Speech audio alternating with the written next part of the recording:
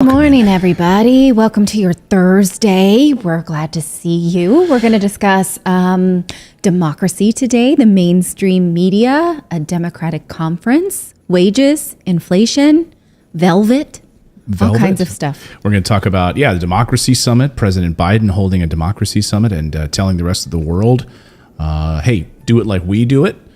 China and Russia are laughing about it this morning. The mainstream media, you might have noticed over the past few days, has been pushing for war. If you've been tuning into any of the major news networks, you'll see it. I went through about 10 different news outlet or videos today, and it's just amazing how they've already got reporters embedded in the Ukraine. Mm-hmm. They're already there wearing their press badge with the helmet. Helmet. They do. They literally has got a helmet on. They're there. They're ready to cover the war because they can make a ton of money on it. So we're going to be covering that on the show. And if you are new here, we do this show every morning at 9 a.m. Eastern Time, Monday through Friday, covering the stories that maybe the mainstream media won't cover. We try to empower you so you can reach into your arsenal outside of this corrupt government banking and business system and lift your family up, right?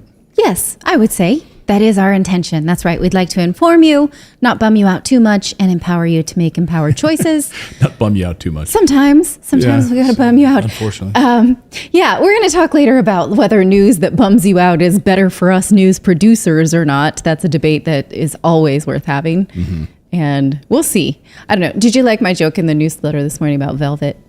Yeah. So I didn't even know this about you. I hate velvet. We have a daily newsletter at morninginvest.com. And she mentioned, what did you say? The things that we can all agree on? It was a story about how we're so divided as Americans that it's past the point of no return. And so I said, well, how about we start with things that we can all agree on, like pets are great, babies are great, and velvet is awful. I hate velvet. I can't stand it. To me, it's like nails on chalkboard. Really? Just like the feeling of it? Mm-hmm. Yeah. It's like how my mom hates what about styrofoam. Yeah. I was going to say, I can understand the styrofoam thing. But what about like velour? Don't like velour? It. No. Like, velour is very close to velvet. I think it's beautiful. I just can't stand the feeling on my own skin. Like my dad also hates popsicle sticks. That makes him... woo, like that. Popsicle sticks. Some people just don't like it. What, just like a popsicle stick in the mouth? Just like touching it or having it, anything to do with popsicle sticks. And when I was a little girl, my mom would put me in these velvet turtlenecks, and I was all drama about it. Like, no, I can't. A velvet turtleneck. Yeah, that sounds awful. Or velvet dresses, anything. So I wonder, does anybody else have an aversion to velvet? Draped in velvet. Isn't the joke though like that the wealthy are like draped in velvet, I guess? I don't know. So you would never do well like you would never do well like as a part of the royal family. I love how it looks, but I just can't touch it. Have you noticed that we own none of it? Yeah, that's true. We don't own any. I will not buy it. I had velour pillows at one point. I think maybe growing up or something. I just remember like a velour pillow at some point in I don't know. Yeah, Angel Baby Cards points out that music cases are lined with velvet. And music cases. Yeah, I don't like that. Hey, you're right. I don't like that feeling either, actually. It feels like, it feels dry and like fake to me. Yeah. Like bother. I do agree with you on that. Like my guitar case has velvet inside of it. Yeah. Is there a Seinfeld reference about velvet that I don't know? Yeah. There's a George Costanza, like a velour. Like I think he wants to be, doesn't he want to be like coated in velour or something like that? I can't remember. There's some velour reference. I can't really remember exactly. Doesn't Austin Powers have a reference to that too, where he's like, will you still love me when I'm in my velour jumpsuit, Ravi Shankar? Oh, yeah. When he's an old guy in a velour jumpsuit. Yeah, like, that was in Wayne's World. Like old guys will wear like a velour jumpsuit, like to go like mall walking and stuff. Yeah. Whoosh, whoosh. Oh, don't even do that. Or draped in velvet, Lisa Pettit says. No. I could never wear that. I once did a video segment back when I was in news business where I went and just hung out with mall walkers. That was a segment I did one time for fun. Did you? Yeah, I went and just hung out with the mall walkers, the senior citizens at the mall. Was that fun for you? It was, yeah. It was like a little community. It was like a little club. That's fun. Yeah. But I don't think any of them wore velvet, did they? I think they did. They had like the velour jumpsuit. Oh, like the J-Lo looking yeah. type stuff. Right. Yeah. Hey, did you guys, David, I know David was out for his birthday last night, so he's gone back to bed in a few minutes. Philip is filling in on the production side this morning. But I don't know if there's no way you read the newsletter this morning. But if you did you? I did peruse it. I saw that it came in, and I was like, oh, the newsletter. When I let the dog out, I stand by the door and I peruse it. I saw fake steak. Yeah, did you? That's what I was going to ask. If anyone, how many of you guys would eat this? So this is what we featured in the newsletter this morning. Is this? They've now been able to a 3D print a steak using bovine stem cells. So here's our newsletter, by the way. So it's actual meat. Yeah, it's actual. Well, I mean, that's not a very nice picture. Well, that's about as good as a picture I think you could probably get. I mean, it's got nice little crusts of. What's the jelly on the side of it? It looks like clam. Yeah, I don't know. That's supposed to be fat, right? That's a fake steak. They've 3D printed this. An Israeli company 3D printed this with a 3D printer. I want to say yes. You want to say yes and you would eat it? I applaud the ingenuity, but no. Arlene has a throw up picture. Lisa says no way, gross, no way. Is it still like they still have to get the stem cells from cows? So like, how is that? Like, can you take that from a cow and still have it survive? Yes, you can. How do they do that? They just like scrape. Yeah, you can take a stem cell from a living. So it's just like it's just like your spine here. You're going to be fine. But. Mm-hmm. And so you can stay alive as a result of that. Did you guys ever read that book, The Life of Henrietta Lacks, or what was it called? The story of Henrietta. Not the Lorax. What was the book about how they took her stem cells without asking and basically did all kinds of experiments on it. She had already died, and she died in this awful way when like no one really gave her the truth about her ovarian cancer. And basically her stem cells are responsible for almost all like medical miracles that we have now, because they took them, they replicated in such amazing numbers, and then it's like all kinds of cures that we have are due to her. It's a real story. She was a black woman who lived in the 50s or the 60s. The Legacy of Henrietta Lacks, I think, is the name of the book. It's really, really interesting about The Immortal Life of Henrietta Lacks is the name of what can happen with stem cells, and specifically how they took her DNA her stem cells without permission, and now her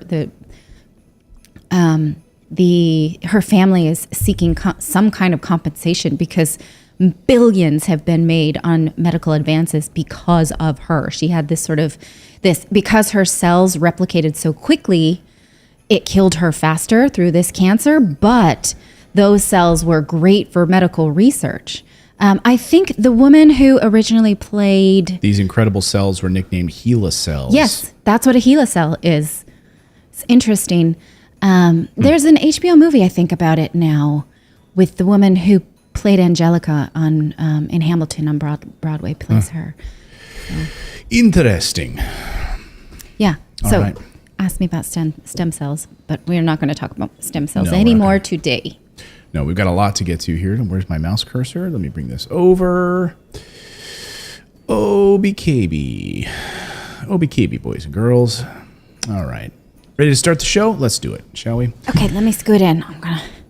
Do you see this on me? Okay, so you guys, this is just the seam. I keep thinking there's something on me, but there's not. So if you see that and you're like, what is on her shoulder? It's bothering me a lot, but it's a whole, don't make it bigger. You're not supposed to touch. This is workplace harassment. So anyway, that's what that is. That's a good question. Can you have workplace harassment if she's my wife? Sure, I understand. Exactly, Siri. Exactly. Yes, you Siri. can.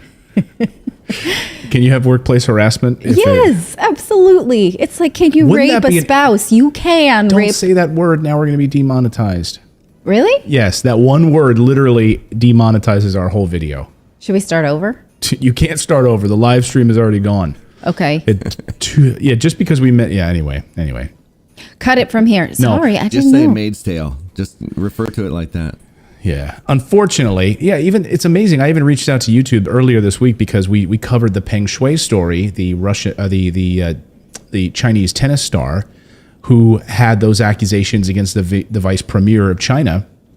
And we had two separate videos where we just one mention of what she was accusing the vice premier of doing, and YouTube demonetized their videos.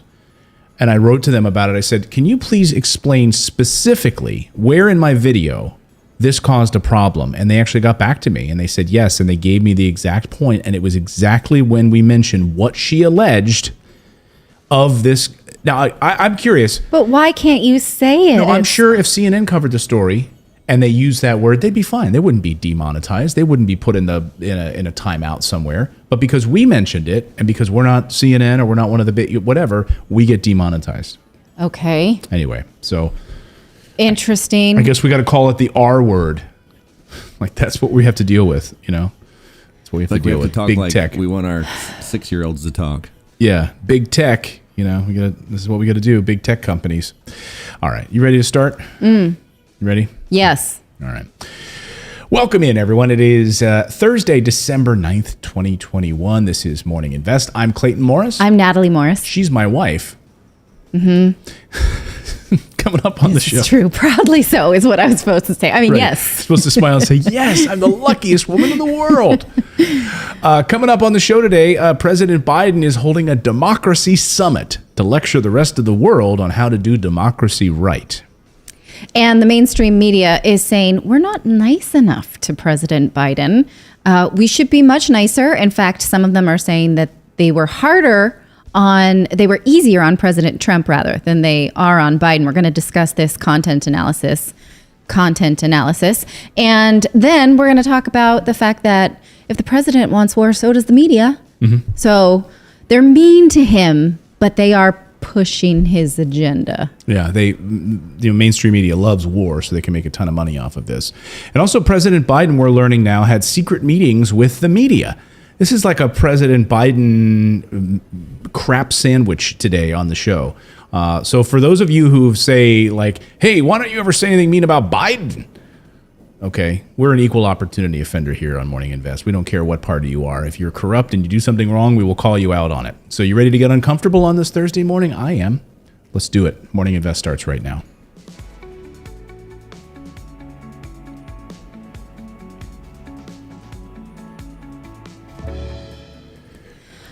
Welcome in, everybody. Well, we're glad you're here. Don't forget, you should be subscribed to our newsletter. It's free. It helps you catch up on these stories while you are brewing your morning coffee. It's at morninginvest.com, and you'll see a rundown of a lot of this information and more. But today on the show, we'd like to talk about how the U.S. is hosting a democracy summit today with over 100 countries. Now, I'll give you two guesses who's not invited. Would you like to take a guess? Luxembourg. I don't know, actually. The Vatican. Probably not. So there's 196 countries, and we chose 100 of them. Yes. Okay.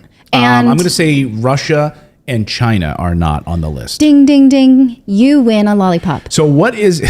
Okay, a democracy summit. So President Biden is going to get together to decry the fact that democracy is on the decline in the world and we need to do something about it. It's in a recession. Democracy is in a recession and authoritarianism is on the march. It's on the rise. Now, when the list of invitees was released in November, both Russia and China gave kind of like, we don't care, we don't want to come to your party anyway.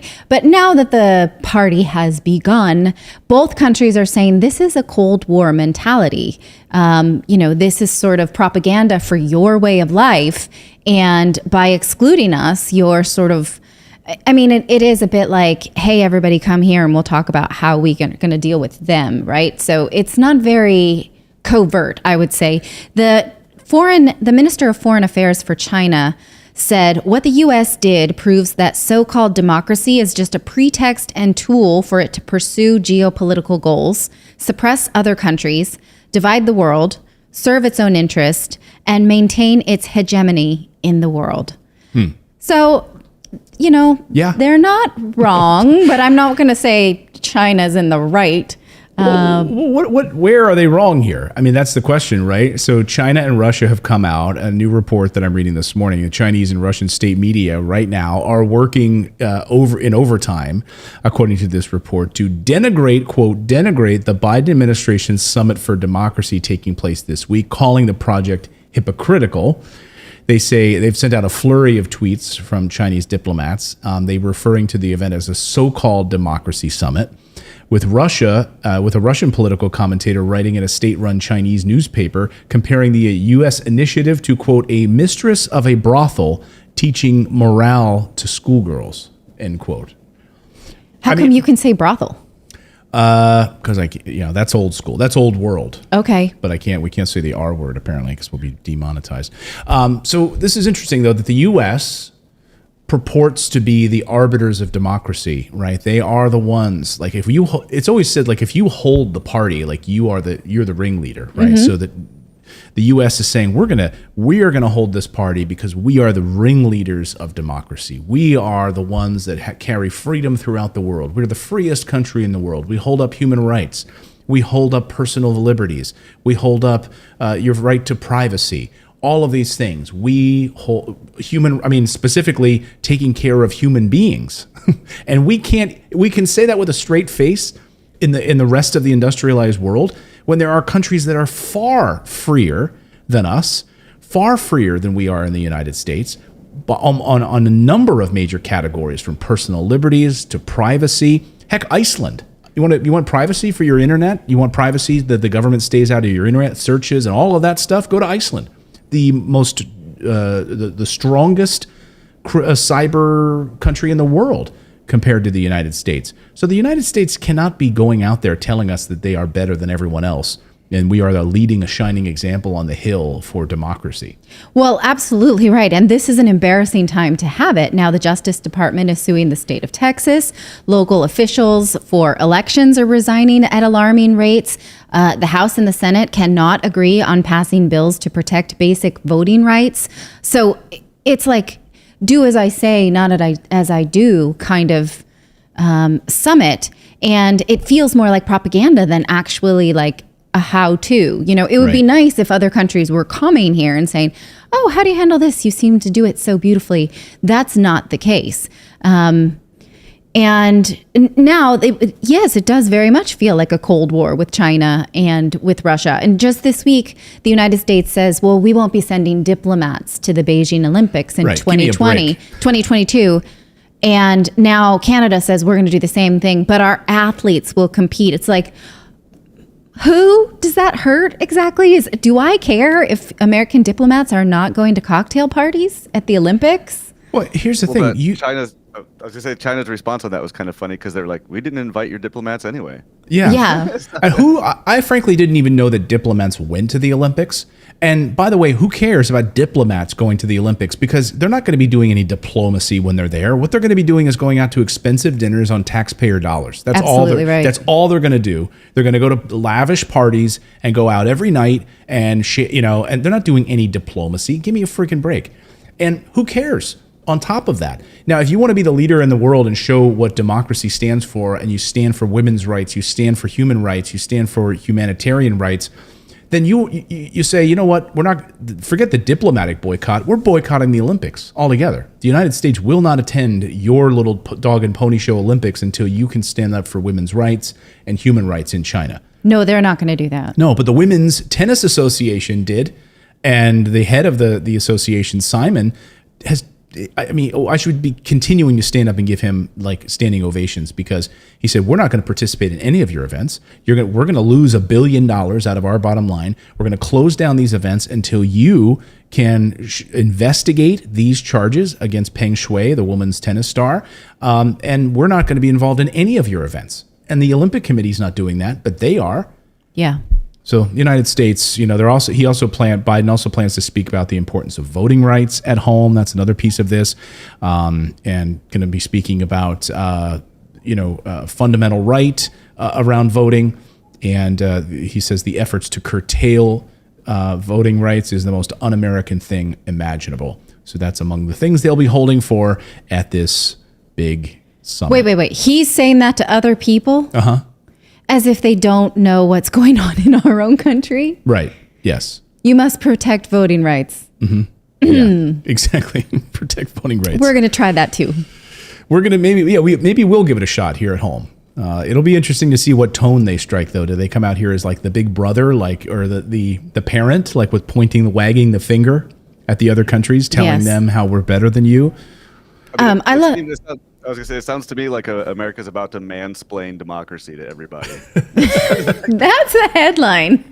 Yeah, that is a headline.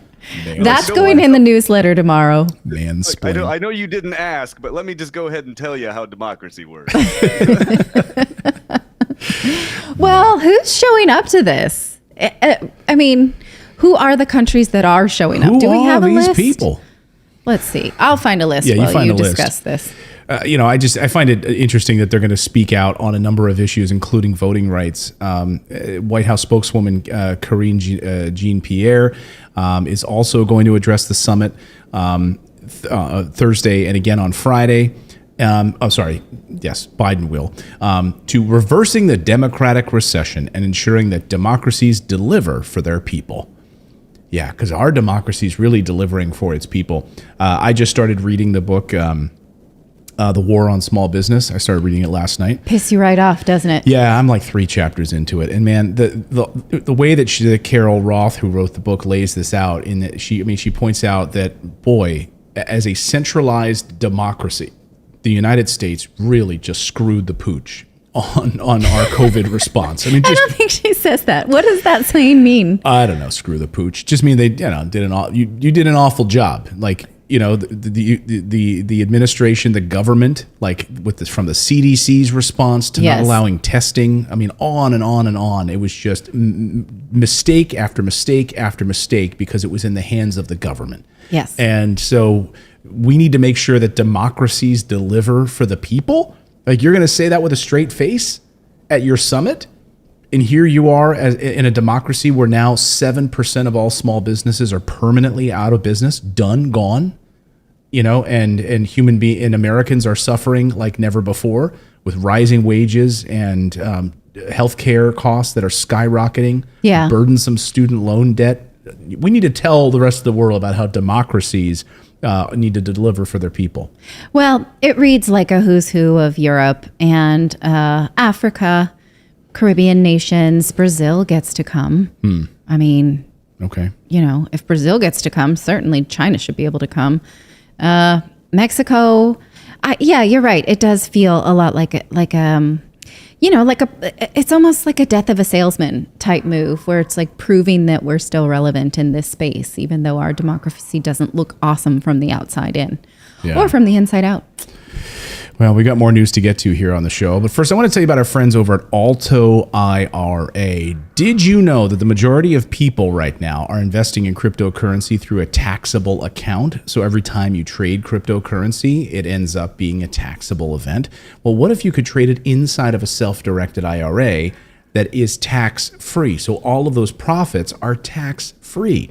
That's what you can do with an Alto IRA account. I love the Alto IRA account. I set mine up a few weeks ago. That's how I'm doing a lot of my trading inside of that account using my Alto IRA crypto self-directed IRA. And they've partnered with Coinbase. So the Coinbase wallet, it makes it seamless inside of your IRA.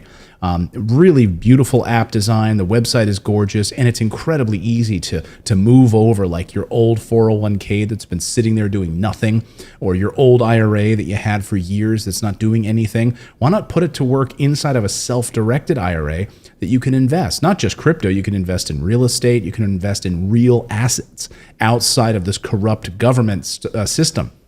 Put it to work for you. So Alto IRA is easy. It's the easy way to put crypto into your IRA. It's an absolute game changer. You can invest with as little as $10. Just get started like that.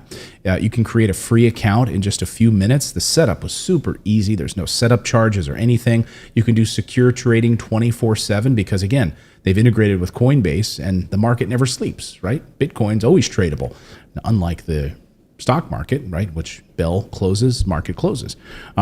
traditional Roth and SEP IRA options as well. And they have industry-leading security inside of Alto IRA. So it's super easy to do to sign up. That link on your screen is where you want to go. altoira.com/morning. To open an account with as little as $10, just go to altoira.com/morning. That's ALTOIRA.com/morning. Start investing cryptocurrency today. Go to altoira.com/morning. Our thanks to them for supporting the show and my favorite self-directed account now. So thanks for being awesome. All right. Well, is the media too harsh on President Biden? And was it much nicer to President Trump? A new report out says, in fact, that the media has been more more critical. That's a Freudian slip. I suppose. More critical to President Biden at this point in his presidency than they were to President Trump. Now, if you read this report, you will see some sort of side-by-side headlines. For instance, jobs numbers up 200,000. That's wonderful when Trump was president versus jobs numbers up only 200,000. That's terrible for President Biden. Okay. But I will point out to you, as you read this content analysis, that it's not really a content analysis done by a person. It was an algorithm search that a research company decided to upload media coverage from publications from CNN to Breitbart to Daily Caller to all, both sides of the spectrum, liberal media, whatever. And they concluded that the media was using harsher words or making more negative statements towards President Biden than they did at this point in President Trump. Now, that is not a content analysis. That is an algorithm search. It does not necessarily mean that those stories were negative or negative bent. It was just an analysis of the actual words, right? So they can't really calculate for, say, intonation or content that may have been slightly critical but was overall positive. It just takes an article that maybe said something critical and labels it critical when that might not be. So I used to be a research assistant for actual content analysis, social scientists, and I know that this is not the same. So you can take it how you feel. It doesn't feel true to me, is what I'm going to say. Does it feel true to you? No, it doesn't. And we should provide the context here that this is Dana Milbank at the Washington Post, who said he felt like, he's like, I'm reading these headlines every day, and I personally feel like they're just being really hard on President Biden. So what I'm doing now is I'm gonna reach out to a company named Forge.ai, which is the name of the company, and I'm gonna get a request from them, and I just want them to do a search of more than 200,000 news articles and see what sort of sentiment analysis of coverage using algorithms that give weight to certain adjectives based on their placement in the story, etc. And sure enough, he says that, it's not my opinion. The media treats Biden as badly or worse than Trump. Here's the proof. So then, what does President Biden do? I know we're skipping stories here in the rundown, but what does President Biden do? He then has a secret meeting with members of the press in order to try to curry favor with the media. There's so many things that I think are wrong with this methodology. For instance, we are in a national pandemic. Things are really hard right now. COVID numbers are bad. So adjectives are going to be negative because of where we are right now historically at this cross section of time. Whereas when President Trump was less than a year into his presidency, we did not have any of these types of issues. We had no medical pandemic. We were not in a recession. There was not inflation like this. And so you can't say that because the adjectives seem to be worse, that it is more negative coverage about the president. That's total crap. Right. And then to also, though, hold a secret meeting with the media to say, you're just being too mean on the president. So according to the Daily Mail, White House held a secret meeting with news organizations to demand better coverage. After this Washington Post column that we just showed you from Dana Milbank ran, and well, boy, this is bad news. So what do we need to do? We need to hold a meeting with members of the media to make sure that you're not being so mean to the president. So who met with them, right? This is the question. Three senior White House officials have embarked on a campaign to persuade newsroom executives to be more favorable in their coverage of President Biden, according to the report. The trio, the National Economic Council Deputy Director David Kamen, Bharat Rumaruti, along with ports envoy John Porcari of the ports, dealing with all the ports for the getting food supplies into the United States, have been briefing major newsrooms over the past week.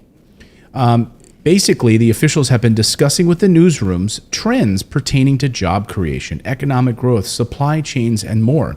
The basic argument that has been made is that the country's economy is in much better shape than it was last year. So you need to go out there then, and you need to tell your audience that inflation is not hurting you. Inflation is not bad. Things are fine. President Biden's a good leader. Your shipments are coming. There's no backlog. Coming. Yeah, your ports are opening. Don't worry about this. And I love that Darcy wrote in his newsletter on this thing saying that I'm told the conversations have been productive with news anchors and reporters, and producers are getting to talk with you White House officials. So this is pure propaganda. I mean, they're going right to the newsrooms and telling them basically what to say, and then they're turning right around and doing broadcast pieces on it. Turning right around and going on the air and doing pieces about how the ports are loosening and supplies are coming in. And then we get news reports like the clip you played last week on CNBC where they're like, but everyone can afford it. Inflation's bad, but most people are fine. It doesn't hurt you. It's okay. It's fine. Totally fine. Don't even worry about it. Don't worry about it at all. So this is, you want to understand how things work. Stop being mean to me. Stop being mean to me. Don't scold. Don't scold me anymore. Don't make these headlines that make President Biden look bad. He's Uncle Biden. Be nice to him. Well, meanwhile, while the president seems to want to prepare us for war, the mainstream media seems to as well. Yeah, the mainstream media. So, this is one and the same type of story. If you've been watching the mainstream media over the past few days, they are ready to go, folks. They are ready to go. They are lined up. They've got their reporters already out there on the field. Like this ABC News piece, they've already got a reporter who's there with his helmet on and his press badge, and he's there on the front lines, right, in the Ukraine, ready for war. Why?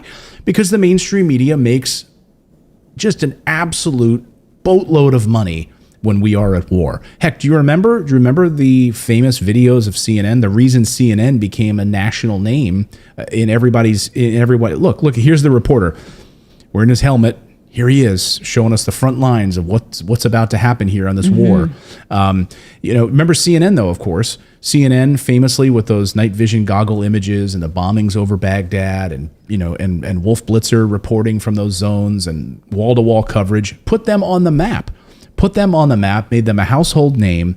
CNN expanding coverage to just about any TV set in America, and they made absolute bank money on this. So no wonder every major news network right now is pushing for this. But Media Matters had the gall to say that this is a problem. So Media Matters tweeted out this the other night. Here's Media Matters reporter who covers Fox News. This Media Matters reporter, Nikki McCann Ramirez, literally her job, as she writes on her Twitter feed, is I watch brain poison. That's what she does. That's her job. She says that I watch brain poison. So she's putting it right out there that what she watches is Fox News every day, and she just literally is like a stenographer for Fox News. So she's like, here we go. When Tucker's show covered, Putin just wants to keep his western border secure. And she writes, and away we go, meaning that's here. Oh, really? The conservative news media now is going to say that Russia is just defending itself? We need to be propping up war. To which Glenn Greenwald said, Media Matters angry that one cable network, and only one, is devoting airtime to arguing the U.S. should not go to war with Russia over Ukraine. Media Matters employees should tear themselves away from 24/7 live blogging of Fox News and go enlist to fight Russia in defense of Ukraine. Okay. I like Glenn's take on that. But it is true. I mean, if you think about all of the mainstream media's coverage has been, this is trouble. We got to get in there. What are we doing to prepare? I mean, what are we doing to prepare for this? Are we getting our troops ready? Is NATO prepared? Good thing we just passed this $768 billion defense budget the other day. So now our military is ready for the evil enemy, the Russian bear, which is about to attack Ukraine. When the actual story, if you pay attention to what's happening, is that Russia does not want an increase of the massive military-industrial complex that is NATO, building a new relationship right on its border, an extension of massive military might around the world coming up right on its border. What would the United States do if Russia said, you know what, we're just going to line...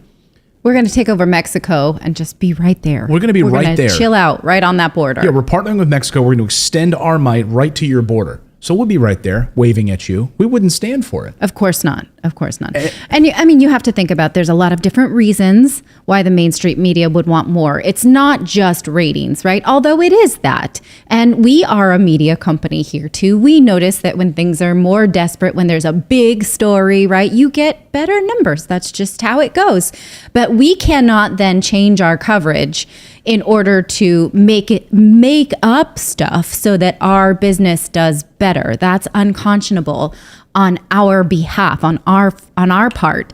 But the mainstream media doesn't seem to see it that way. They're fine to craft a story that will keep you, because if they can scare you enough to think war's coming, you're gonna glue yourself to that TV, right? Not to mention the cushy relationships they have with politicians, which we've just discussed, why it will bring money into more sponsors, why it's good for business, right? Of course.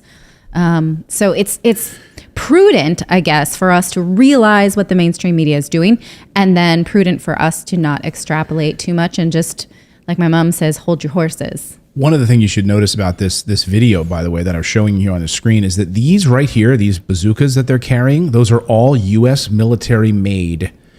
These are U.S. military crafted guns and ammo and weapons that have all been sent to the Ukraine. See right there, from the United States of America. They've all been paid for. I mean, we sent it to them. I don't even think they pay us for it. We probably just donated it to them. It was probably in a bill. One of our bills. Just like all of the old guns from Afghanistan. Like we propped up Afghanistan in their fight against Russia many moons ago in the 1980s. So in fact, they were attacking us with some of the same guns that we had provided them many years ago in Afghanistan. So all of these weapons, no wonder we want this. The military-industrial complex is salivating about this. And of course, look at that headline: rising tensions on the front lines. I got news for you. It's been 8 years. They've been in this 8 years. Are the tensions right? Who's to say the tensions are rising? The tensions are rising. How do they know? It's interesting to me that the official kind of U.S. response to this was a threat of retaliation with economic sanctions, not actually going to war. So it's interesting how the U.S., like our official stance was like, we will economically cripple you if you invade Ukraine, and the media is like, we're going to war. Right. Right. Yeah. Right. Well, they love war. They don't want just an economic sanctions. Economic sanctions aren't sexy to CNN, you know? No, that's boring. Well, it's funny because, I mean, when you really get into like the deep politics of it, like NATO being right on Russia's border, like they can't really go to war with Russia because like the flip of a few valves in most of Europe is crippled in their energy supply. Yes. So it's like it's like it's just watching the media like salivate over something that can't happen. Right. Yeah. I mean, where are they going? Where are you walking to? Right. And these images of like bombed out buildings and things like that, like they're very selective. Yeah, I'm sure not all of the Ukraine looks like this. I've never been there, but we're going to the front lines. We're going to show you. And look, I love how they have the flags side by side. Like it's already a war to them. Like we've got the Russian flag and the Ukrainian flag versus like it's a soccer match. You know? Why does that lady have to wear straw, or that guy? I don't know. On his head. It's very similar. It's very similar to like the coverage of the Portland protests last year, where it was like if you watch the media, it looked like Portland was this like hell on earth war zone, and like like everything was all. And it's like if you could drive around Portland, it was totally fine. It was not like that. But I had even like traveled around and had Uber drivers when I see them for Portland, like, oh, is it really that bad there? I'm like, no. I mean, it's like it's not a war zone, but it just depends on what direction you aim your camera. Yeah, exactly. So, I mean, good on them for Good on some members of the media. I mean, right from the beginning on this story, at least I'm giving ourselves a pat on the back, but I absolutely abhor war. Would absolutely do not want us in any wars around the world. And this show, we've been calling out the media hypocrisy on this, and making sure that you're aware of how this media response is going to unfold. And it's just amazing because we were both in the mainstream media for so long. You just see how this thing starts to play out. And sure enough, like over the past few days, like they know they can beat this drum. CNN, which is trying to rebuild itself right now as a news organization, what better way for them to get back to the top after this Don Lemon scandal, after the Chris Cuomo scandal, and all of that, for them to have a war? Wouldn't that be the greatest thing that they could have? It would. It would.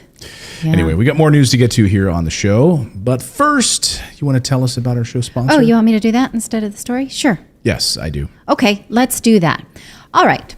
So let's talk about your health, shall we, Clayton? Yes. This is his favorite thing to discuss, is where his wife tells him how to be more healthy and he goes and hides from me. That's exactly what happened today, because we had checkups. We both got clean bills of health. And then I proceeded to lecture him about better hydration. And now I'm going to do the same to you. Mm-hmm. Lucky you. You get to pretend you're married to me. I'm out of here. No. Okay. I want to tell you about our show sponsor, Liquid IV. It's getting colder out there. The pandemic rages on. It's a really good time to think about doubling down on your own health. So Liquid IV is a hydration tool that makes it easier for your body to stay hydrated, not just with water, but with vitamins and minerals as well, that can support a strong immune system. One stick of Liquid IV in 16 ounces of water hydrates faster and more efficiently than water alone. So the old wives' tale that when you get sick, you should drink a Gatorade because of the electrolytes. Well, Gatorade is actually full of sugar. You should actually drink something that gets electrolytes and hydration directly to the cells, and that's why you should consider Liquid IV. Not only that, but the products taste quite nice. Our kids really like them. We see them stealing them and putting them in their water bottles. There's watermelon, strawberry, lemon, lime. I think there's also they had some really good ones for summer. I had watermelon, but I had a pina colada one for summer. But that's the one when I got COVID and I took the pina colada one. It helped a lot. It helped tremendously because I was so dehydrated, and I just could not get water in me fast enough. And thankfully, that's what I was taking. I was using this while I had COVID to rehydrate. Yes, it is much healthier than a sports drink. Although I do, and back in the day, I thought that I needed Gatorade too when I got sick. That probably was making me sicker. This is the exact opposite because it has no GMOs. It's vegan. It's free of dairy, soy. And it's actually going straight into the places where you need hydration the most. So the company is donating 4 million servings in response to COVID-19 to hospitals, first responders, food banks, veterans, and active military. They have already donated over 11 million servings globally. So you can try it out if you'd like at Walmart, or you can get your own order shipped directly to your house. You can get a 25% off discount when you go to liquidiv.com and use the code INVEST. That's 25% off anything when you get better hydration today using the promo code INVEST at liquidiv.com and use the code INVEST. Awesome sauce. All right, let's talk about wages and inflation. So we've got some new numbers out. We've been tracking, obviously, what's been happening on the inflation front now for the past number of weeks, as it is a reality. If you've noticed, of course, the cost of goods have gone up and exploded across the United States. And obviously, when we see inflation, rich people are fine because it actually makes them more profitable when you pay more for things. So Wall Street is happy when we have inflation. But average Americans, poor and middle class Americans, get hit the hardest as all of the cost of healthcare and food and gas all go up and rent goes up, and yet wages are not going up. Well, a new Conference Board survey shows that companies are planning to increase wages by an average of 3.9% in 2022. Now, that sounds nice, but when you put it next to other numbers in the economy, it's not so great. Now, consider people on fixed income through Social Security are getting a 5.9% raise when the calendar hits January, right? So they get a cost of living increase of almost twice what working people are getting. And inflation is currently sitting above 6%. So if inflation is above 6% and your raise is only 3.9%, you're not getting a raise at all. You're still losing over 2%, right? Right. Same thing for people on fixed income. If they're only getting a 5.9% raise in their Social Security payments, but inflation is over 6%, they're getting a raise of zero. That's a net zero, right? So it doesn't seem great. Now, the Labor Department released statistics saying that fewer people than ever are quitting their jobs, though still an astronomical number of people are quitting per month, to the tune of 4 million. 4 million people a month are like out, right? Without any plan to go to the next job. And so it seems like that's pretty good, but employers are not applauding any of this. In fact, they say that job openings increased to 11 million positions available, but still few people were hired. So people don't want to do these jobs. They don't want to take these jobs, and they don't want to stay in the jobs that they have right now. And so who's getting this 3.9% raise is the few people who are staying put, I suppose. Yeah. And, it's interesting to think about, like, well, how can we get people to work? What could we do? How could the government incentivize this? And Japan has a really interesting program on trying to tackle this wage disparity. And they just rolled out this plan for massive tax breaks for companies that actually lift wages. Well, think about that for a second. Then there's a tax incentive for these companies to raise wages, and it benefits them. So now Build Back Better has that for the media. Yeah. Yeah. Right. So the media companies would get this exact tax break. The Build Back Better law has a tax break for media companies to write off salaries. So that absolutely is an incentive to raise salaries. For the media. Not for small business, not for anybody else, really. Unbelievable to think that, like, that's who needs the help right now. CNN needs the help. MSNBC really needs the help right now. They do. They need the help. They're in trouble. They're absolutely in trouble. And so we see the continued rise of prices, 6% on inflation right now. We were talking 2% just a few months ago. And this genie is not going to be put back in the bottle at least for another year or so. Fed Chief Jerome Powell said that we're looking at inflation rates staying around this hot probably through 2022, maybe even into 2023. So as your rent goes up, healthcare costs go up, price of food goes up, gas prices, everything else goes up, and rent, your wages are not going to keep up with this. Simply. It's just not going to happen. Yes. 6% inflation is devastating to average Americans. And a new report says that rising prices need to be curbed fast. But what can the President of the United States do in this regard?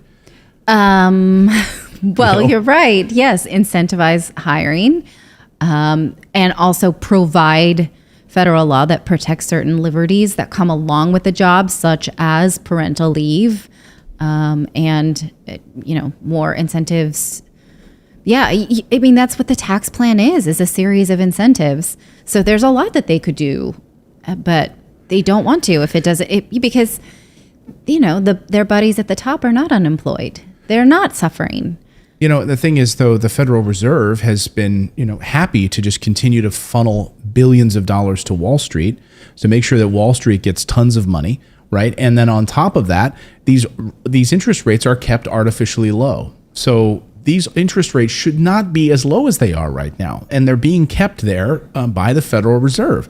And specifically, there's a new report out this morning that says that Gilbert Garcia is a managing partner over at Garcia Hamilton and Associates, and says that inflation is too high. The central bank needs to move quicker to get it under control by raising interest rates. He says this has been kept artificially low for too long. And if you want to take a look at this chart, this is the episodes of U.S. inflation through history. Look where we were during World War II, 20% inflation post World War II. Okay, then a plummet to about 10% during the Korean War. Then we saw an economic expansion through the 1960s. When we saw the oil shocks of the 1970s and 80s, the early 1980s. When we saw interest rates at about 19%, right? Yes. So, my dad was a realtor at the time, and he talked about, like, the early 1980s. He worked for Century 21, and he said, you had 18, 19% interest rates at that time. Like, think about trying to get a mortgage with an 18 or 19% mortgage rate. And now where we are here on the far right side of your screen, and interest rates are at like 2%. Yeah. 2%. I mean, something's out of whack here, and it's the Fed's doing. I don't know if you got to this point in the book, but she points out that low interest rates were supposed to be temporary. Yeah. They were in response to the mortgage crisis. And then President Trump continued to sort of browbeat the Fed and say, we want low interest rates because it made him look good, right? But most things like this in the United States, when we're told, oh, that's going to be temporary, they end up not being temporary. Did you know that income tax was supposed to be temporary? No, I didn't. When it was written into the Constitution in the 1800s, it was supposed to expire. And then Congress wrote in a bill to make it permanent. So we no longer consider it temporary. But it was supposed to be a temporary fix to that kind of thing. Income tax now is a thing. Well, that's a certainty. That's what Elon Musk talked about the other day, right, at that summit with the Wall Street Journal. He said, anytime you have regulations in a country, unless they've written in with a sunset provision, he said almost every one of them is going to be here forever. Like, they never are sunsetted. They are always here. They never go away. And that is true of these interest rates within the United States, that we saw 2 different rate slashes over the past few days, or past few months during the pandemic. The Fed, after being browbeat by President Trump, put in an emergency rate cut to drop it down a little bit. Then a few months later, they did it again. And they just stayed there. These rate cuts have just stayed there artificially low. So that, you can get a mortgage, at 2.95%, which is unbelievable when you look at this chart. It's unbelievable. And you see, we saw the gas price spikes of a number of years ago, and now these supply chain disruptions and artificially low interest rates kept at this level. Just really, really stunning. Really, really stunning. Oh, boy. Well, we've got... So isn't that like... that's basically what's going on in Turkey as well, where Erdogan is like artificially keeping the interest rate really, really low while their inflation is just like spiraling out of control. Right. And he's got that whole mentality of like, no, this is fine. Everything's fine. And everything's fine. Nothing to see here. It's like he's taking a page right out of our book. I wonder if that comes with our Learn Democracy plan. It's our Learn Democracy 101. Yeah, 20% inflation rate in Turkey. 20%. And it's getting worse too. Getting worse, and you have run on the banks. So you have a currency now. That's why I try to talk about here on the show all the time. If you have your money tied to the U.S. currency, I can't help you. I just can't help you. You've got to move your money. Be smart about it. I'm not a financial advisor. I'm not a CPA, so do your own thing. But if you have your own money tied to the U.S. dollar, I just can't help you. It just makes no sense to me. Yes, you need a little bit of liquid cash, obviously, for transactions and things like that. But that should not be the bulk of your savings or your financial future. When you look at things that are a hedge against inflation, like real estate, gold, silver, that's why there's such a demand for these items right now in precious metals, because of the runaway government spending. On top of that, cryptocurrency, outside of this centralized banking system.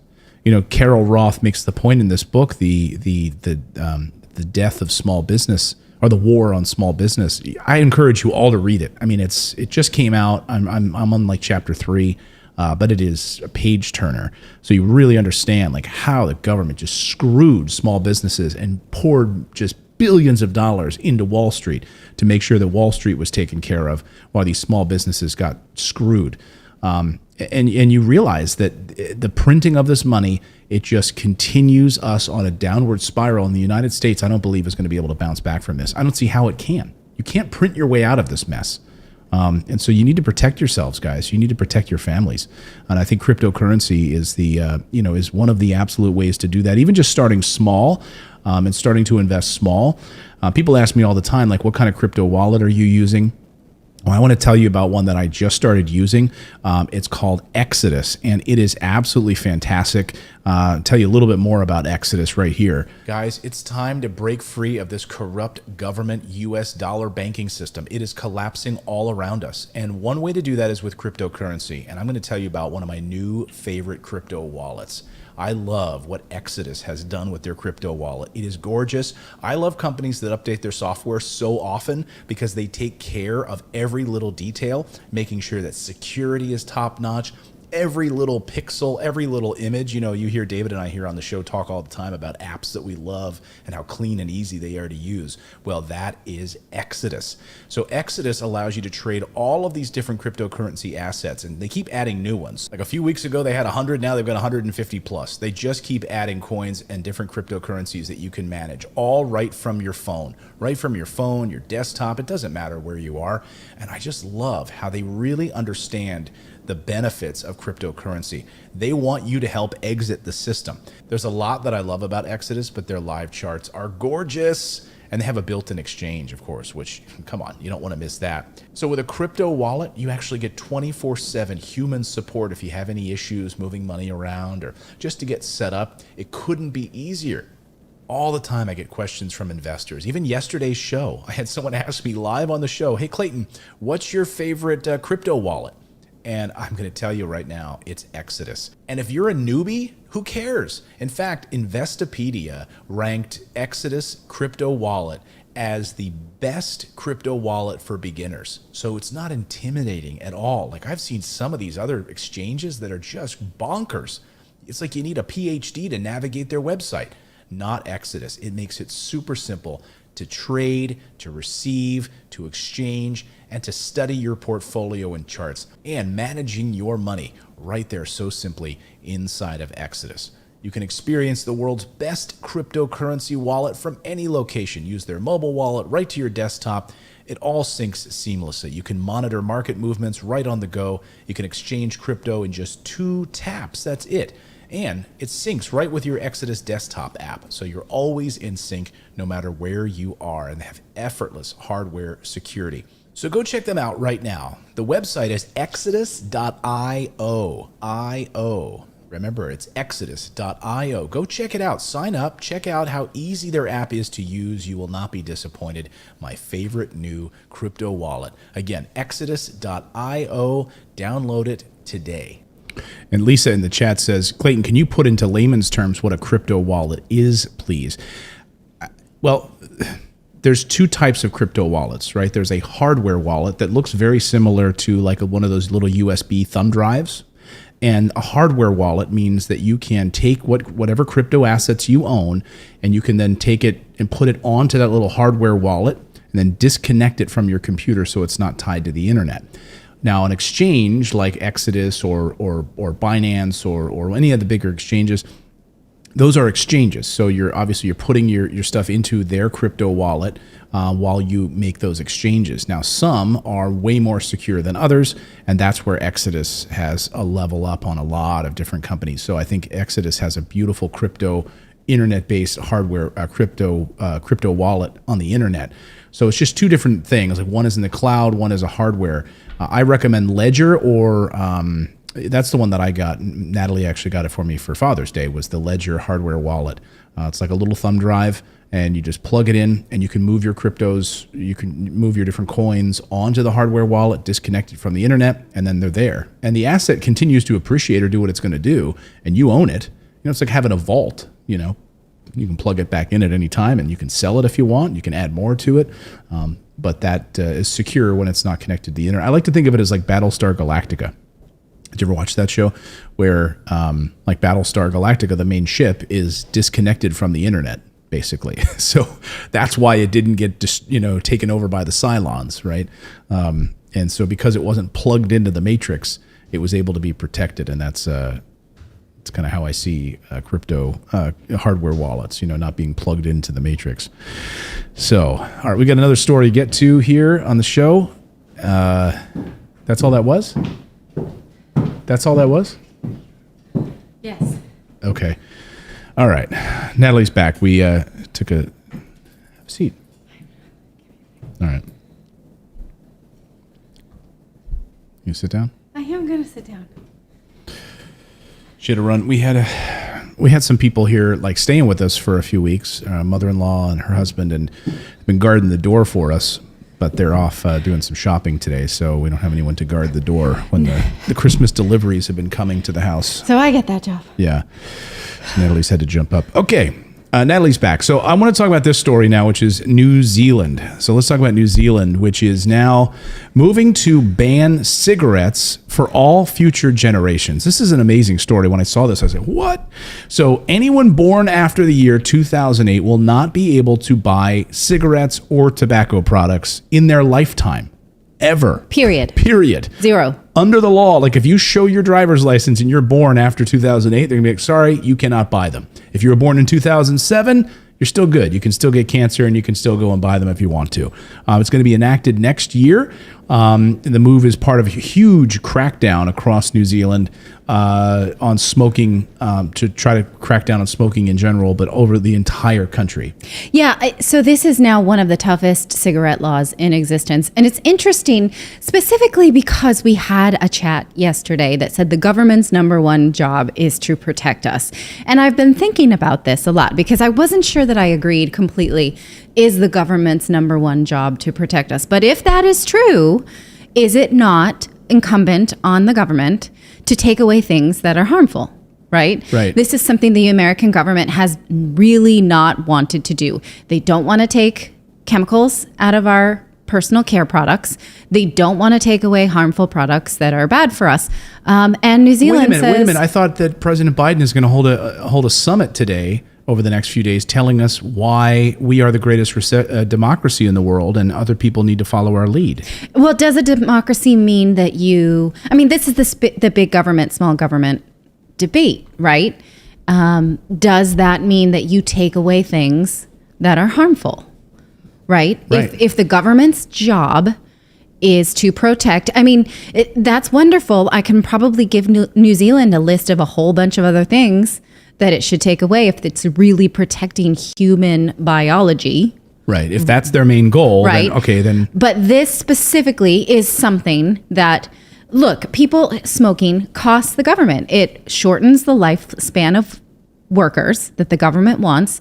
It forces the government to pay for medical care that it doesn't necessarily, that's expensive, right? So of course the government does not want people to die of cigarettes. Becky Medveds brings up the point, are they going to ban alcohol next? She asks that in our chat. It's a great question. Yes. Even Robin asked that question. Or sugar.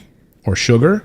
Yeah, or sugar. Sugar is a poison. It has the same as Dr. Richard Lustig points out. He's an amazing doctor. His books on sugar, he specifically points out that sugar, when it hits the body just the same way that rat poison hits the body. Yes.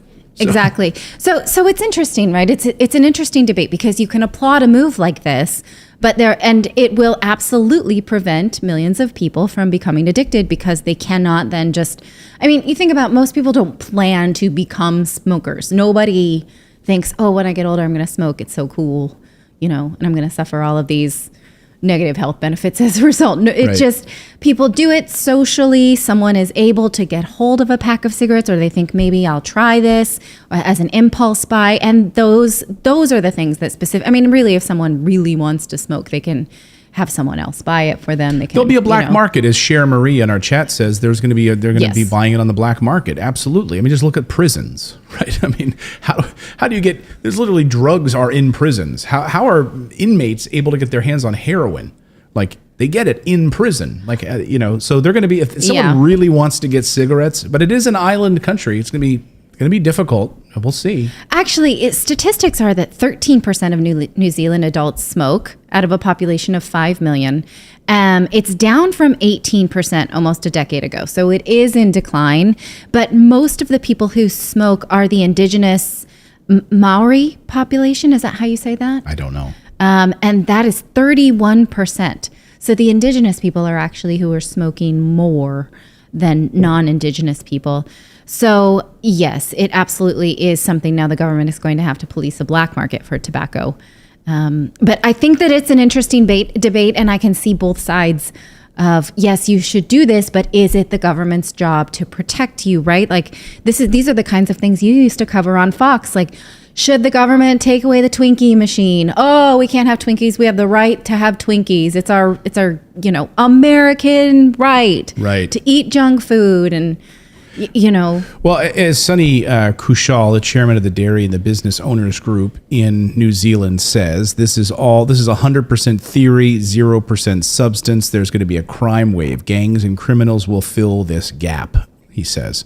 New Zealand is determined to achieve this goal of reducing its national smoking rate to 5% by 2025 and eliminating it altogether. And so politically, it's maybe a good political move. You're taking on big tobacco. But when you get down to it, yes, okay, what about, what about all the stuff that you find in like deodorants? Are you going to go after like cancer-causing agents that are in plastics? Are you going to go after microtoxins in drinking water from these particular companies? Are you going to target styrofoam next? I mean, okay, great. You want to protect your citizenry against smoking, but look, we tried this in the 1920s in the United States with prohibition. Didn't work. It didn't work. It didn't work at all, actually, and it created an entire cottage industry of bootlegging and an entire criminal underbelly. So I don't know. Good luck with that. Yeah, it's a really interesting quandary. And there are countries around the world in which tobacco is absolutely not allowed, period, bar none. And, New Zealand could do that as well, but then you'd have all of these people with nicotine addictions coming off of it. And who wants that? Right. Yeah, good question, though, from Seeking Alpha this morning. It's like big tobacco, is going to be keeping an eye on this now, right? Because, well, if other countries start to follow suit, New Zealand makes this big crackdown. Will parts of Europe be next? Will the EU step in and say, we're going to do this now? We want to be more green. We want to take care.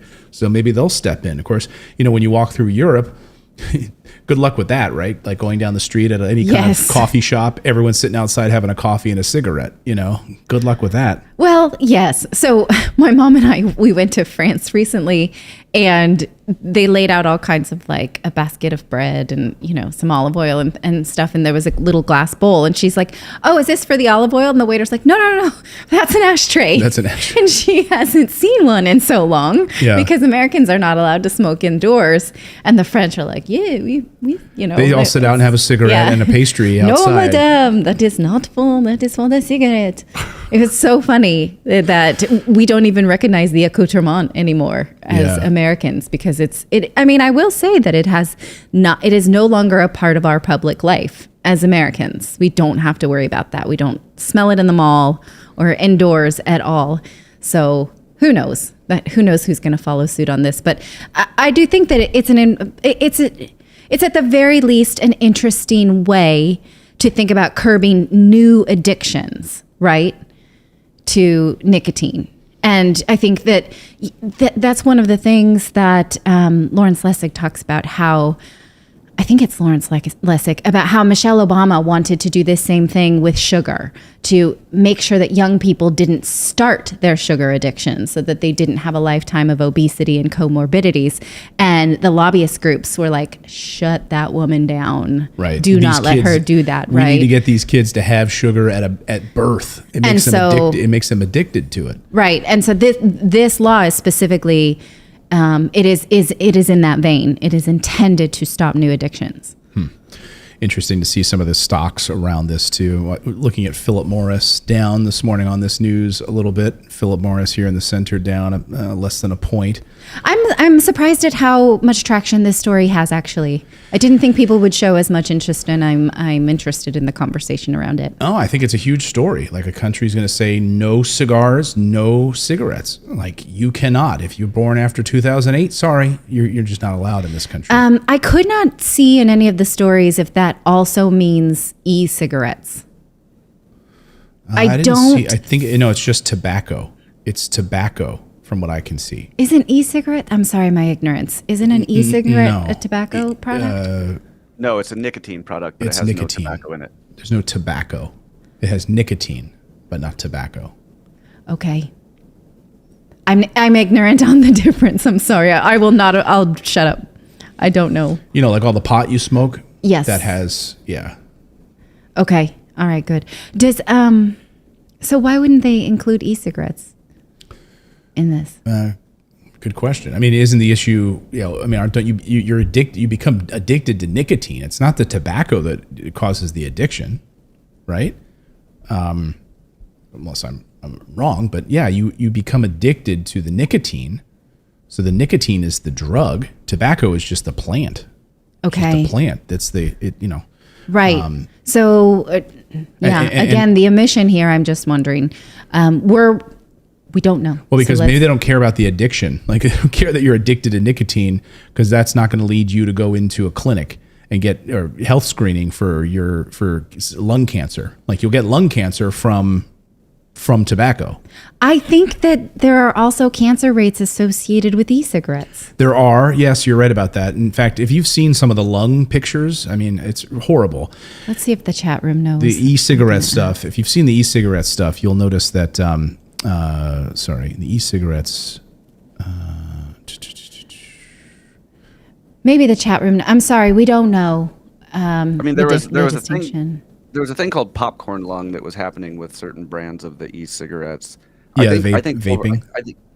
I think overall they don't like to talk about it because I think the evidence is that it's probably just as addictive when you're adding nicotine to the e-cigarettes, but overall it seems to be a lot healthier than you have less health issues with e-cigarettes and vaping than you do like tobacco products, like smoked tobacco products. So I think they kind of like don't like to talk about it a whole lot because here this is from Johns Hopkins Medical. What they say, vaping is less harmful than smoking, but it's still not safe. They heat the nicotine extracted from tobacco and flavorings and other chemicals to create an aerosol that you inhale. However, there's been an outbreak of lung injuries and deaths associated with vaping. The cases appear to predominantly be those people who modify their vaping devices or use black market modified e-liquids. And now they're no longer allowed to add the like raspberry flavor or anything like that because they were worried that was creating new addictions. In many states, that's not allowed. Right. Yeah, Washington did that for a bit. They put a ban on because I was excited. There was a vape shop just down the street from me that had a pool table in it, and it was going to be a free pool table. I was like, well, I'll go hang out in a vape shop and play pool all day. then they like a week after they opened, they put the ban on the flavored stuff in Washington, and so then they shut down, and then they that ban. So you couldn't play pool there. No, I couldn't play pool then. And then when they reopened after they lifted the ban, they didn't put the pool table in. So rude. So this THC, I remember President Trump was upset. Remember after he did the vape ban? Yes. He said that that was his only regret as president, I think, that when he did that. It was a knee-jerk reaction that he put the ban on e-cigarettes or remember the vaping ban for whatever. It was a short amount of time. And it was not from normal, traditionally sold. It was people who had modified these vaping oils and so forth, from what I understand, and those were the ones that were causing the problem. It wasn't from the other companies. Yeah, it just destroyed that one company. I forget, was it QE? I forget the name of the company that got destroyed as a result. I think they went out of business. Okay, well, we didn't properly study the distinction between e-cigarettes. Well, I didn't even know we were going to talk about e-cigarettes. Yeah, I'm sorry. We should have. If I had smoke them up today to learn more. If I have thought that through, so I'm sure that what about those comments later. What about those candy cigarettes that we used to blow out? The I gum? know. Isn't it amazing that they actually allowed us to make a toy out of something that would later kill you? I wanted those as a kid. And it was the worst gum, too. It was like hard gum. Oh, it was disgusting. And it had like powdered sugar in it as the cigarette, as the smoke. And you only got like 2 puffs before the powdered sugar blew out. How ridiculous. It's super ridiculous. I wonder if the tobacco industry had anything to do with that. Oh, for sure. Yeah, like it's made by Philip Morris, Philip Morris cigarettes. Oh, boy. For the kids. Yeah. All right, we're going to get to what's trending. We have trending news to get to. Actually, we have our show sponsor, honey. Would you like to No, I already did. I already took care of it. Oh, you did it. Okay. You were, I wasn't there. Yeah, you weren't there. But before we get to what's trending, I want to acknowledge our chat room here, to say hi to all of our chat room. And there's a person here. This is funny. Yesterday, we were doing a mobile notary for something that we had to do and for our business. And one of our mobile notaries watches our show Asia is her name. I believe I saw her in the chat. I did not catch your last name, but if that was you, thank you for saying hello to me yesterday. I was tickled pink because she's like, hey, I watch your show. And she was on a mobile notary. And she's like, at the end of the notary, she said, I watched the show. So I love that. I want to say hi. We don't get a lot of, faces is that Asia right there? We're speaking to. So I think that was her. Yes. So hi, I wanted Asia. to say thank you for saying that. You totally made my day. Day and night. Yes. So, hello, Asia. Yeah, I'm thrilled to actually have a face to some of these names, and I hope to meet all thousands of you as well in person. Yes, someday. Hopefully we'll be able to have like a. Please always say hi to us because together. otherwise it's just Tim and I looking at each other in a YouTube studio, and we don't get to talk to a lot of people. No, we were at the mall. I was at the mall the other day, and someone came up and said hi, and they watched the show. And I love saying hi to you guys. So anytime we're out and you see us, please say hi. Yeah, absolutely. Okay, let's get to what's trending. While we're talking about chat, real quick, if I can just if somebody's contribution to chat is just all caps, just yelling political statements out, they're not adding anything to conversation. Don't make me put you in timeout. You're an adult. Presumably, it's not my job. Don't make Philip or David put you in a timeout. Do you hear it? Yeah. Just yelling something. If that's your contribution, just I don't know. Call a friend and yell your stuff at them. I mean, it's just come on, people. Exactly. We want to have a conversation here about these stories. These are stories that are largely not going to be covered by the mainstream media, and they're probably going to make you uncomfortable because it may challenge some of your long-held beliefs about the way that the media has been portraying things for so many years. It may challenge this, things that you've been hearing for many, many years, and that's a good thing to be uncomfortable, right? You only grow through discomfort. So, let's just have a conversation here. We don't all have to agree with each other. We're not going to, but let's learn together. No outbursts. Let's learn together here. Like I said to Eve last night, our 5-year-old. All emotions are acceptable. Not all behaviors are. So just brilliant. Yes. Bring it down. You got to tamper those emotions a little bit. All right. What's trending today? All right. Fox News Christmas tree is trending because the 50-foot tree in front of Fox News was set fire by an arsonist who is believed to be a homeless man. Now, Fox News took this on in their coverage, and the anchors felt personally offended by this. But clearly, this is a homeless man in New York, most likely with mental illness. It was not political commentary, I believe. But people are still taking the opportunity to dunk on Fox News and their war on Christmas. Yeah. Now it's a literal war on Christmas at their door. This is like what they've wanted for years. Yes. We used to joke in the newsroom there that when do we get to start doing the war on Christmas stories? Right. Because everyone laughed here, where's the one guy in the one state in the one little, town that complained about a nativity scene on public grounds, and now it's a war. Well, Fox News anchor Ainsley Earhardt took the opportunity to say that this Christmas tree represents unity for everybody, and it also represents Hanukkah.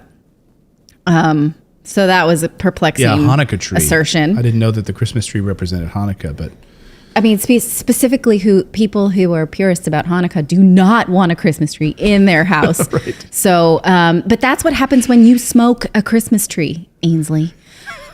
Sanna Marin is trending. She is the Prime Minister of Finland. She went to a nightclub on Saturday after her foreign minister tested positive for COVID. She was initially told she could go out, but then she left her phone at home when she went up to the club and says she didn't get the follow-up messages saying, no, you shouldn't go to the club. You should isolate. So she has since apologized. That's her. That's the image you're looking for. Yeah. So, she's 36. She went out. I'm kind of surprised. The piece of this story that surprises me the most is that she went out without her phone. Are you allowed to do that?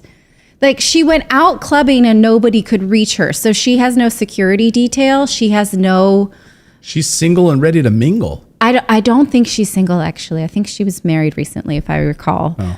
I'm sorry. I don't know if that's true or not. But anyway, people are kind of noticing her because she's apologized for clubbing, and they're like, she's so young and cool. So, Beyonce says, you don't bring your phone to the club. So that's what happens. So now, people are more upset that she went out after she'd been exposed for COVID, and she was told, but she says she was specifically told by the health ministry that she could go and that she couldn't. So Hey, James in our chat says this site lacks controversy. It's too one-sided point of view. But he said that in all caps, so you shouldn't reward him by reading that. Yes, I'm not supposed to reward. That's the very person that just, and like I said, contribute something. Like I know a lot of people don't like the caps lock thing. It doesn't bother me as much, but like contribute something. He just literally just shouting. Well, what I want to know, James, is when you say something like that, be specific. Like what? This whole show is a contrarian point of view. The whole point of this show is you can watch mainstream media 24/7 and get one view. You can watch CNN, MSNBC, all of them are going to give you one corporate view because they're paid for by billionaires. All right, we should not be giving this person. No. But I want to make the point is, if you're going to share a specific point, please share it. We want to hear a point in the chat. I want to hear what point, an intelligent argument. Not just all caps. Okay. Let's talk about Florence Pugh or Pug. Okay. Pugh. Okay. She is trending. P-U. She is trending because she says she was blocked from Instagram after posting what can be construed as a spoiler from the show Hawkeye, where she plays Black Widow. So I'm not sure, because we are behind on Hawkeye, if just her very presence, meaning Black Widow is in the show, is a spoiler, or I'm not sure. See the other picture here? It says she's here. So clearly she's Black Widow. They refuse to use Scarlett Johansson now after she litigated against the Black Widow movie. So I guess she's the new Black Widow. And I don't know in what context she shows up at all. Well, because it can't be the Natasha Romanoff Black Widow, because in this exact timeline in Hawkeye, spoiler. She would be, sorry, we're going to give a spoiler. Yeah. No, that's not a, thanks that's for not that spoiler. I mean, if you haven't seen Endgame yet, then it's not my problem. No. Right, exactly. If you're that's like if you don't know what Citizen Kane about Red. Yeah, exactly. Well, if you don't know that, then you're not really upset about this spoiler. Exactly. Right? Nobody's waiting around. Yeah, hoping that Endgame won't be spoiled. I wouldn't have known what that is. Okay. But you're right. In the timeline, Endgame has already happened. Right. Yeah. In the timeline of Hawkeye, that much we know. Yeah, we do. We've watched the first 2 episodes. We're behind. We need to watch that. Right. So I don't know exactly what iteration of Black Widow she is, but she's got the French braid. So it's true to form. Listerine is trending after a U.S. senator said that standard mouthwash kills COVID. I do have a video here of it. This is Senator Ron Johnson from Wisconsin. I'll just let him say it. But there are things you can do. Again, vitamin D, zinc, keep yourself healthy. Vitamin C. By the way, standard gargle, mouthwash, has been proven to kill the coronavirus. Even if you get it, you may reduce viral replication. There's all why not try all these things? Okay, that's why Listerine is trending. Because Listerine has said, absolutely, that's not true. There is no evidence that our mouthwash will help you to kill coronavirus. In fact, some experts say that mouthwash is bad for you overall because it destroys healthy mouth bacteria. I watched an interview on the School of Greatness with my friend Lewis Howes a few weeks ago. He had a doctor on talking about some of the things we just take for granted. We take every day, and mouthwash being one of them. Like, he said, absolutely, you should not be using mouthwash.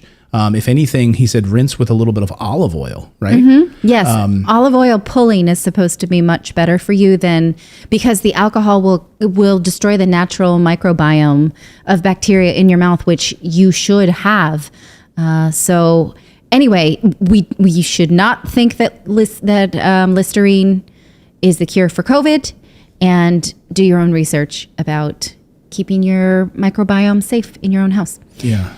And finally, hashtag and just like that is trending because Sex and the City's new season is available on HBO. This is what I intend to watch while I am wrapping presents this holiday season. The premiere was last night, and we are going to take this opportunity to show you all the pretty dresses. That's fabulous. That's fabulous. That's fabulous. Just keep clicking. That's fabulous. I mean, look, you guys. It's perfect. Yes. come on. It's gorgeous. The updo. So now this is Empire a series, Waist, right? Not a movie. The Princess Waist. Yeah, I was under the impression that it was a movie, but actually it's the first 2 or 3 episodes were released today. That is the boy who played Brady, their son, who was the baby. This is, okay, you're not excited about it. It's Stephen Miranda. Hello. No, I'm not excited, but okay. Okay, look at Charlotte's daughter, and a lot of the old characters are back, plus some new ones. And who's that in the with the leg up? she is the new Samantha, the replaced Samantha. Is she not in the show? No, the Kim Cattrall, who you may know from Mannequin. The storyline that goes that she went to London, that she moved to London and is living her best life there, and so they have another new friend. She didn't want to be a part of the show anymore? No, and I don't think it had to do with contract negotiations. She just said, I don't want to do that again. You know, she just wasn't interested. But the show, they really want her back for the next season, and they're going to still try. So, yeah, I'm interested in seeing what they do with this show. I have, I want to see all the pretty clothes. Oh, Jason Frank says, I can't wait for the Reacher series to come out. They're going to do a Jack Reacher series? That would be awesome. You guys, we're talking about Sex in the City. Jack Reacher series, that would be fantastic. No, we're talking, let's go back. Let's look again at the pretty clothes. I'm just going to take the mouse. What's great about a Jack Reacher series is that there's 30 books, right? I mean, they could even do one as an episode, right? We're just going to watch this more. We don't want to talk about that. So I wonder who will play Jack Reacher. Would it be Tom Cruise? I mean, I don't think it'd be Tom Cruise. He played Jack Reacher in the movies. They probably got to get, somebody who's an up-and-comer. But the stilettos, the stilettos are just so classic. What were you young saying, girls, Philip, they don't wear stilettos anymore. What's his name? John Krasinski, the guy that he was in The Office. He wrote Quiet Place. Oh. I think that's who they're looking. It's been a while. I read something a while back on the Jack Reacher series. I think that's who, at least when I read it, that's who. Because he was in that movie. He was in that. He played in the Tom Clancy, the younger version of Tom Clancy's Jack Ryan. Jack Ryan. Oh, that might be what I'm thinking. Oh yeah, that's right. Maybe. That's what he was. Yeah. Yep. Anyway, all right. You don't want to talk anymore about stilettos? No, I don't. But when I started at Fox News in Manhattan many years ago, I did the Sex and the City tour. They had the Sex and the City bus tour. So Dave Briggs and I, we did it as a funny bit. He and I went on the Sex and the City tour, and we went around. We tried Cosmos at the place where they go. We went to the different spots. So interesting. It's funny how cities do these tours around movies. Like my mom once did the Angels and Demons tour in Italy. Yeah, that's not a pick-me-upper. Is it really happening? A Jack Reacher series? Jason Frank says, check out the trailer that I posted. Okay, Jason, where can I check out your trailers? Where did you post that? But I will look for it. If I can't find the one you posted, I will do a Google search. So thank you for that. All right, before we go, do we have any super chats? We do indeed. So Ed Gamley sent in a $4.99 super chat, and then a little bit later a $9.99. Thank you. Oh, thank you. And the one he said, I'm assuming he was talking to me. It says, but for the guy behind the scenes, I'll tell you why Ukraine is an American problem. When Ukraine gave up nuclear weapons, America guaranteed Ukrainian land security. This is the answer for your question. So when Ukraine gave up. Yeah, when Ukraine gave up, nuclear. We traded it for security. Yeah, they traded it for U.S. security. Okay. And to the point I was making on that, like I get that. It was what I was saying was like we're not actually the U.S. government response to the Russia-Ukraine like kind of crisis at the border right now is an economic sanction, not war. It's like because we're not going to risk them turning off the power to Europe, sort of basically. But that was the point I was making. So James Anderson, real quick here in the chat, says, I wish you would give both sides rather than your point of view. Let us get uncomfortable. No caps this time. Sorry about the caps. No problem, James. But what I'm saying is we do give both sides of the story. We lay out the story, both sides of it. For instance, on the Ukraine story, right? We're explaining that here's what's happening. Russia is amassing 175,000 troops along the border. They say on their side, they don't want NATO supremacy. They don't want NATO moving into their backyard. They say they're doing it for their own border security. Well, what does Ukraine say? What is NATO saying? What is the United States and the mainstream media saying? I think we're covering all angles of this story. But I'm going to give you my opinion because it's my show. Like that's, it is my opinion. And Natalie's going to give her opinion. Philip and David are going to give their opinions. And we're going to contextualize it and have a conversation about the news. So I think we cover all sides of the story. I think with the tobacco story we covered, we told you how we thought some of it was total showboating by the New Zealand government. And we admitted our ignorance about e-cigarettes. Yeah, exactly. All right, sorry. What else? What other super chats? Just Amazing Food says, thanks for the awesome news and knowledge every morning on Daily Commute. Sacramento to Oakland helps me keep up with the news while in 2-hour traffic every morning. You guys rock. Awesome. Thank you so much. That's quite the commute. That's a commute, man. Yeah. We're glad to be with you. When I first moved to Portland, I wish I had something like this because it was like I worked construction and like getting there was easy, but it would sometimes take 1 to 2 hours just to cross town. Like Yikes. Getting home, I always hated it. Yeah. Lee Curtis had a $4 super chat with a sticker. Sorry. Let's see. Well, you're getting the next one. Ula Hula says, no mention of Republicans taking down Brandon's vax mandate. Yeah. We mentioned discussed it. Yeah. But we literally had to kill stories out of the rundown today because we only have, to try to do an hour show, you notice that I didn't have room to put in the what's trending spot here on the thing. So in order for us to cover the Democracy Summit, Biden's Democracy Summit, the hypocritical Biden Democracy Summit, the secret meeting that he had with the media, the mainstream media pushing for war, wages and inflation, and the New Zealand cigarette ban. And then I didn't even have a space to stick in the what's trending today. Yeah. So we had to kill stories out. But yes, we covered it in the newsletter. The Senate voting down or passing legislation banning the vaccine mandates. So we'll see what happens next on that. Anyway, and then M Katz, a $5 super chat. Please promote positive thinking. Love you guys. Love that. Yes, we shall try. Yes. Grimskull says Alan Richter, who is in HBO Max series Titans, will play Jack Reacher in the upcoming Amazon Prime series. Sweet. Sweet. Right. And it looks badass, he says. Awesome. Right. Katie Wilgo says, Clayton, you're amazing. I watched you for almost 2 years now. Thank you so much. Thank you to everybody who hit that subscribe button. How many likes do we have today? I never ask for likes, but if you guys just smash that like button. 683, I see. 680. Let's see if we can 684. Let's see if we can get it up to 2,000 or at least. And counting. And if you're watching on Apple TV, there's a way to do it, which I figured out recently, which is you just have to flip up the little menu and there's like 3 little dots, and then it'll give you further things on each video that you're watching on the 3 little dots. There's a little thumbs up. You can tap that if you like. So if you like us, if we bring you any value at all, right, we'll do that. And tell us what you are, what series you want to wrap your presents to. Like, it's always good if you've got, Christmas presents to wrap or Christmas cards to write or anything like that for the holiday, to have something nice that you like on TV. Yeah. What do I want to watch? You didn't ask me. Okay. I'll ask you. Sure. Clayton watches the weirdest, like, true crime type stuff. Weirdest? What did you watch when you had COVID? I was like, why are you watching this? I watched Better Call Saul. No, you watched something else. I watched Better Call Saul season and then something else, like the guy who threw his wife down the stairs. The staircase. Yes. That documentary about that was a great series. 1 year for Christmas, actually for 2 years in a row, I watched Big Little Lies, the first and then the second season while I wrapped.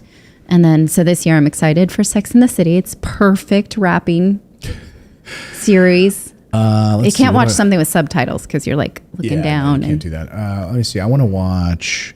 There's a new British crime series with Olivia. What's her name? Olivia Cromwell.